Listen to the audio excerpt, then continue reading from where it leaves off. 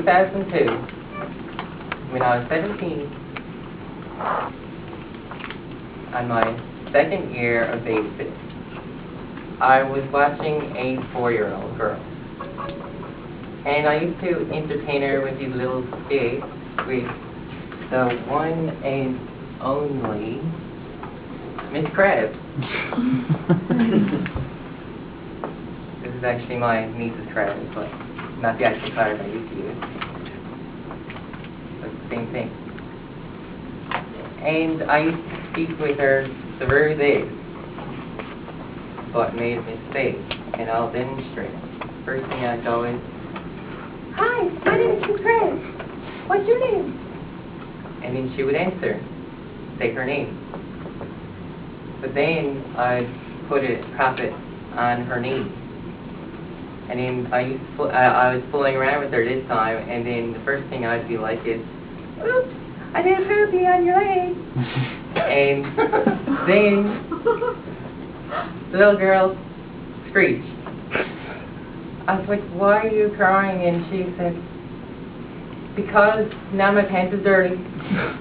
And I was like, "What are you talking about? It's just pretend." And she said, "No, it's invisible too. That's it." So, what did she make me do? Wash your clothes. So I actually went and washed her clothes. So there's where I made my first mistake. Never pretend and try to make a toy pretend to poo on you. A girl's leg, a little girl's leg, or a little boy's leg. Next thing you freaks out, told you to wash your clothes.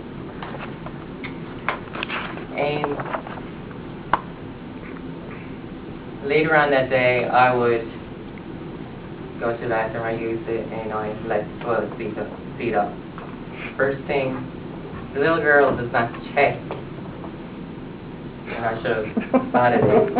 But she does not check that the toilet seat is up. So all I hear is a big old splash, like someone's diving in a swimming pool.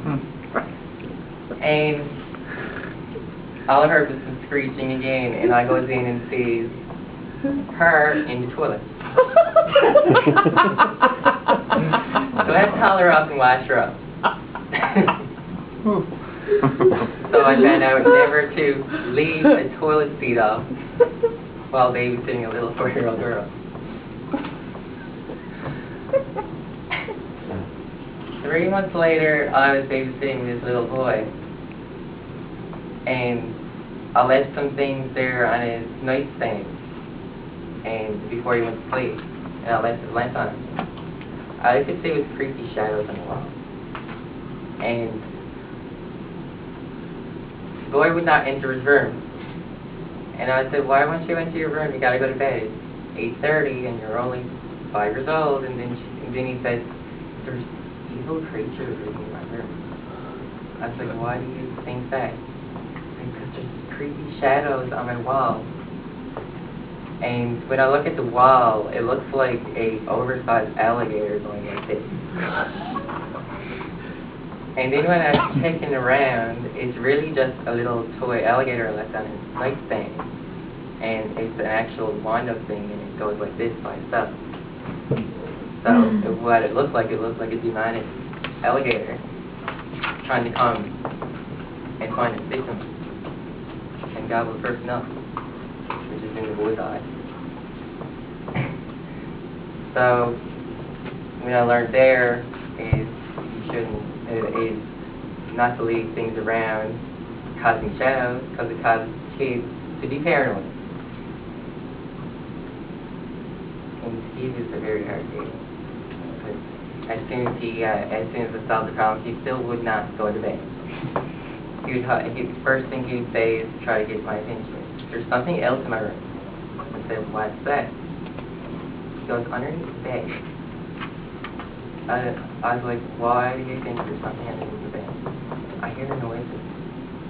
You say they're going to come and take me to their other world," he said. And I just looked under the bed. I couldn't find anything, and I just leave them in the room, and then he screams and he says, "I hear a voice." And the thing, what it was really was, there's a hole in the floor and there's a bottom apartment. And there's this teenager under there saying things to the kids, scaring the crap out of them. So all I did was cover something over the hole so that the teenagers wouldn't go at him, and I left a thumbtack there and it was silent. And another time when I was babysitting, my last time I ever babysat was my cousins.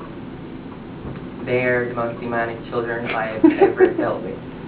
They're like demons in human skin. They run around punching each other, making fun of each other, and the first thing I see is, which really made me laugh, was the older one was grabbing the other one's face, making funny faces. And I told him if he didn't stop it, that her face would stretch out and her face would be hanging down and floppy like. So he's afraid to do it anymore. And then my uncle would come in and he's like, why don't you do that little funny face thing with your sister? And he says, oh, because our cousin James told us that skin would fall down. And he's like, and I think possibly if that happened, her eyes would fall out. And I was just like, he gave me a dirty look, but then afterwards he kind of laughed at it because he knew that the eyeball thing I had never told them, because they like to put things out of proportion. That's the one thing about kids, they put things out of proportion, especially my two cousins, because the last thing was that the older brother would go around telling the younger sister all these little stories that couldn't possibly go true. He said that if she went close to the wall, she would go through. And so she was afraid to go near the wall, and she was staying in the middle of the room. And I said, why don't you go near the wall anymore? She was like, because I was told that it's too dangerous, and then I'd fall through and fall down. And she said to me, and she's like, but if I do fall down, I hope there's a little fluffy mattress that just appears out of nowhere. And I said, well, keep dreaming about that. And basically what I was trying to say is, all the mistakes, learn from them, make a great babysitter while you're in your process.